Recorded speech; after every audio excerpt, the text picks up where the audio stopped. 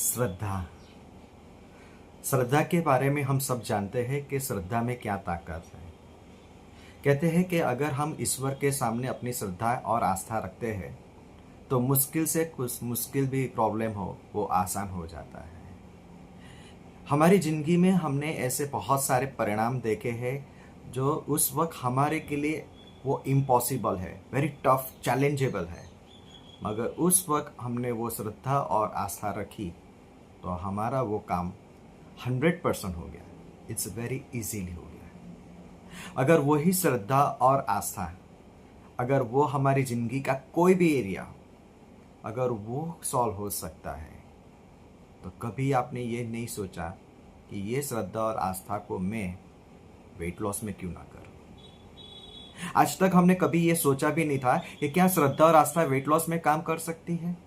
जी हाँ, क्योंकि भगवान ने तो मना नहीं कहा कि भाई मैं वेट लॉस में हेल्प नहीं कर सकता, मगर हमने कभी उस दिशा में सोचा ही नहीं कि ये श्रद्धा और आस्था यहाँ पे भी काम कर सकती है। आप अपनी मन्नतें रखते हैं और वो मन्नतें पूरी होती है। जो मन्नतें क्यों कर रहे हैं? क्योंकि वो आपके लिए वेरी टफ है, चैलेंजेबल है, और उस वक्त आप सिर्फ ईश्वर को याद करते हैं, उस श्रद्धा पे अपनी श्रद्धा पे आप रहते हैं, और उस श्रद्धा से आपका मुश्किल से मुश्किल प्रॉब्लम भी अगर वो आसान हो सकता है तो वेट लॉस में जो आप फेल हो रहे हो उसमें आप श्रद्धा क्यों यूज़ नहीं कर रहे?